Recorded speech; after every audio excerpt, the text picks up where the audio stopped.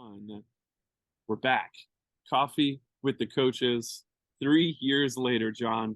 We had a great run during a COVID lockdown. We interviewed a lot of coaches. We had a great time, and John and I decided we're going to pick this back up this summer now in 2023. John, how you doing out there in Texas?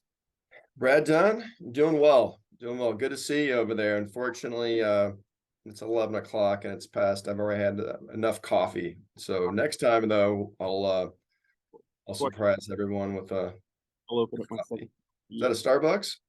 just doing Starbucks this afternoon. Big life update on my end since we last recorded. I got married. So I think I talked about my girlfriend Steph at the time. Now is my wife Stephanie. She picked me up a coffee after getting some groceries. So sitting at home, running some errands today. Big day. I got my Lynchburg baseball cap on. We're playing in the College Baseball World Series. Hopefully winning our bracket today to go to the final series. So big day for us. What about you? What's the biggest life update from the last 3 years? Life update. No, my kids they're getting older. So my son will turn 6 on Friday. My daughter's already beginning second grade. So it's nice. We've had one-stop shop. That means one elementary school this year. Daughter was first grade and my son was in kindergarten. So life has been good. Very blessed, very happy, and looking forward to this conversation, Brad. It's been a while. Yeah. It's been a while. John and I talk at least 3 or 4 times every week. But excited to chat with you all. I think it's been we had a really great time. If you watched our show before, a show, if you would call it a show. But if you watched us before, what we like to do is every week just invite one of our coaching friends, meet some new coaches, have them on, quick 15-20 minute conversation just about their lifestyle as a coach, any of the things that they feel are part of their routine that make them successful, sharing a little bit of talking shop, but really just using this to connect coaches. So if you're seeing this and you're interested in connecting with us, we'd love to chat with you. Again, hopefully getting our first interview posted later this week. Just quick update today, let you all know that we're back. But John and I do have 3 questions for each other. So John, I'll let you go first just to help everyone. Yeah. So, congrats being, married. We're going on almost year one, right? You got your anniversary coming up in July. Exactly. The 16th of July.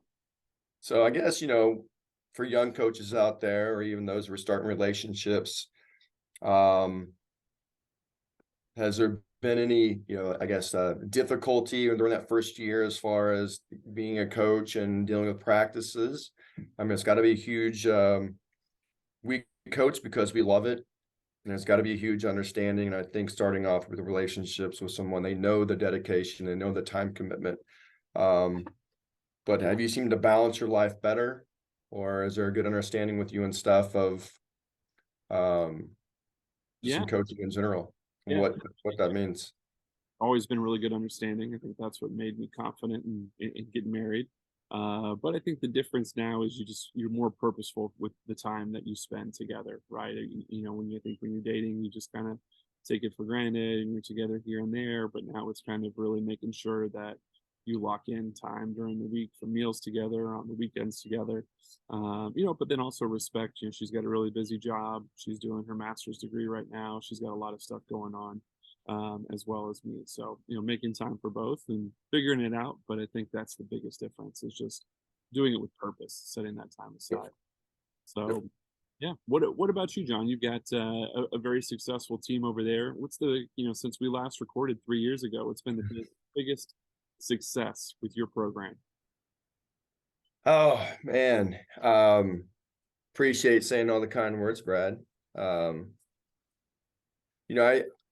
I think it's, right now it's just, we talked about during COVID being grateful we could practice, being grateful that some of us had a conference meet. But I think right now it's just, keeping everyone happy. And it's just, we do a lot as coaches. We're texting our athletes, they're texting us, we're checking in constantly. They see us more than they see, their faculty, professors or staff members. So I think it's just, constantly, we got to check in on everyone. There is anxiety, stress out there. But I think it's just trying to keep them happy, keep communication, um, uh, a good communication format for everyone. And I don't know, it's just, we got to laugh, we got to smile. And so we do that and practices and just the day in, day out grind of our sport. I think we'll have them get, just keep happy, Brad. That's my thing. Keep them happy. Keep them happy. Very good. What else you got for me? Oh, I mean, we talked about, just exercise and what that does being a coach and that the way you feel after going to a practice. This is for, I think, the health and fitness concept of what coaches need. And for me and you, it might be that medicine and kind of taking some, an hour just to work out, whether that's running, lifting. So what have you been doing, Brad, these past few years? Yeah, I guess in the past few years, I've done the Smith Mountain Lake Triathlon 3 times. I did it in 21, 22, 23. So kind of taking time, really just doing that one triathlon during the year, but using that as a, as a base to keep running. I like to still, get in the weight room quite a bit. But I think getting back in the pool much more often this past year and past week has been really refreshing. It's been nice, and not it's kind of tough, right? When you're when my best times and the way that I used to practice when I was putting those up, nowhere close to that. But I think you definitely feel the physical benefits of getting back in the water. Your body feels better, your mind feels refreshed. So Yeah. Well, maybe this October, Brad, you'll get me to do was it Squat October? Squattober, and that's a October, there we go. big deal. So yeah, we'll get you in on Squattober for sure. Awesome. Cool. All right. What about, kind of looking at, things that have changed for you in like your coaching style since, maybe since you first started coaching, and especially Mhm. a lot about how, coming back with COVID protocols and adjusting. Would you say now is the biggest shift that you're doing as a coach with your program and your team? What's something that you're doing now that maybe you never thought of doing that when you started coaching?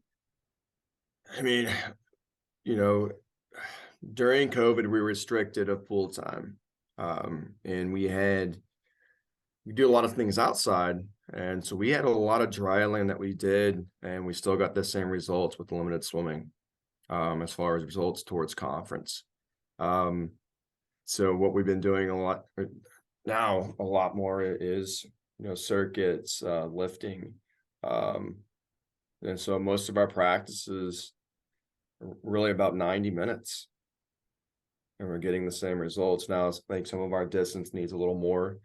Um, but if you're 200 on down, I think you can get a lot of stuff done in an hour and a half swimming. And when we followed up by either before or after practice, 30 to 45 minutes of dry land. And we try to do that, 2 or 3 days a week. Nice. And then I have also going to throw in another weight session. So we're never going to lift 3 days a week this year. So I think that's just kind of, and our athletes do like it. It is a sport where you're staring at a black line. You're wet, you're cold all the time. But if I can, tell our athletes, hey, and they buy into it, that if you, do these circuits, and really do it well, your heart rate's up, you really focus on it. And the practices that we do, I think it's, we got the same results. So that's kind of something that we've done since last time we talked. Uh-huh. We were doing it during COVID, and I think the last time we had the podcast, we didn't really talk about our conference meets that we've had. So Yeah. but yeah, just a lot more dry land and lifting. Yeah, I agree. I think that's something that trying to figure out how to get more quality and not waste time and not do the stuff that burns us out or bores us, but also still hitting what we need to do in that aerobic base is something that it was tough. It's tough to find that balance, but I think that continuing to really strive to find that. I'm right there with you, man. That's definitely something I think that we took away as well. Yeah. So You got one more. um, What you got? I don't know. You seem to, put together a great coaching staff for every year. And I think we have to, as head coach, rely on a great staff. And I've been fortunate enough to have you on my staff, Brad. I've had currently still Sarah James on my staff, but what are the qualities that you look for? And just a handful. You're looking for, bringing together a great staff.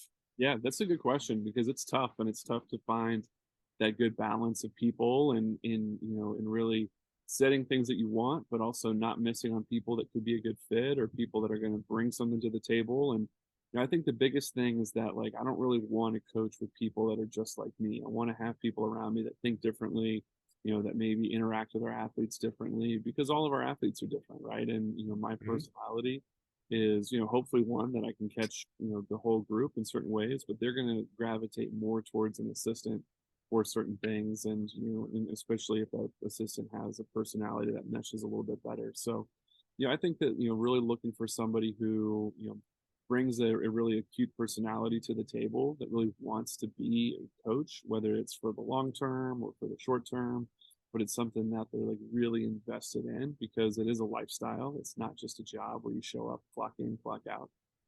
But I think the biggest thing too with it is that you've got to find somebody who wants to learn and grow, right? And I think that that's where, I want that for myself.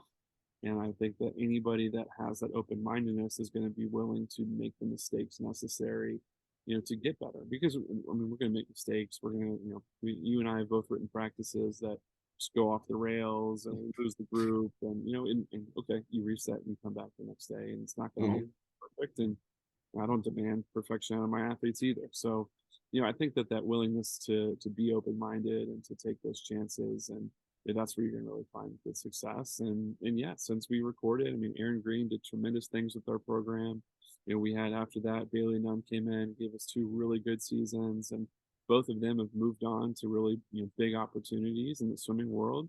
Also looking at Caden Garza coming out here to be our GA after spending some time swimming for us at Southwestern when I was there, and graduating from your program, and seeing him mature and develop after 2 years is pretty tremendous. So we're really proud of our coaching group, and we're in the middle of announcing our next kind of our next steps with our next group ahead. So really excited for those steps forward.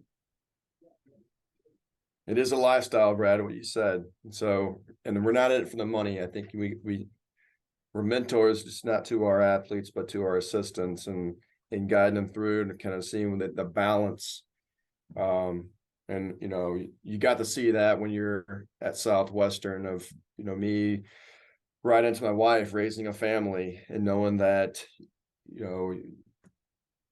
people think that we have no lives. We're 24 on, and all we do is think about is coaching and recruiting. But it's also, we got to have that the outside, and get away from work a little bit, but it's all about balancing, and our jobs are amazing, and if you're in it for the money, then you got to get out of it. But it's just that lifestyle that we have is I think it's still one of the best jobs. COVID kind of hurt us a little bit, and we've always, even myself, and I'm sure you did too, we second doubted our professions, and it was tough. We didn't have the answers of what's happening next, if there was going to be a conference meet, how long COVID was going to really last, and on our end, it did hurt recruiting, but I think we rebounded, and it's comes from us and our leadership, and it's a good testament to our programs, Brad. For sure, man, for sure. Well, we want to keep these as quick as possible. We don't want to bore people. Usually, like minutes. When we have guests on, we're going quick today. I got to get a better background drop. That's a nice patio over there. I love having this patio out back here. We got a disc golf course behind me. This is a good spot. But my last question to you, like I said, we're going to keep all of these episodes short, quick interviews with coaches. So look forward to that. So John, last question to you, and we'll sign off. Why should people stay tuned? Why should they watch our show that we put on, Coffee with the Coaches? Well, hopefully they'll get a few tips. We goof around a lot, and when we have our conversations, usually 2 or 3 times a week, it's yeah, there's some griping and why is this happening? But it's really, hey, Brad, what would you do in this situation? And as coaches, there's always, sometimes second guessing, and if it's dealing with policies to someone thinking about quitting on the team, or just there's so many things throughout the season that we go through as coaches. And if we can give you guys just a couple of tips, in just a couple of ways to how to approach, especially here in the beginning of the season coming up in August. That's why you guys should be listening. And so I think we've got some knowledge and some stuff to give, some ideas that we can share with you all. Excellent. All right. Well, that's it. Episode So, 0 of our second full season, 2023. Go. Looking all forward right, to it. guys. Appreciate it. Like I said, I'm Brad Dunn, head coach at University of Lynchburg. John Duncan, head swim coach, Southwestern University in Georgetown, Texas. I'll look forward to seeing you all soon. Cheers. Cool. Bye, guys.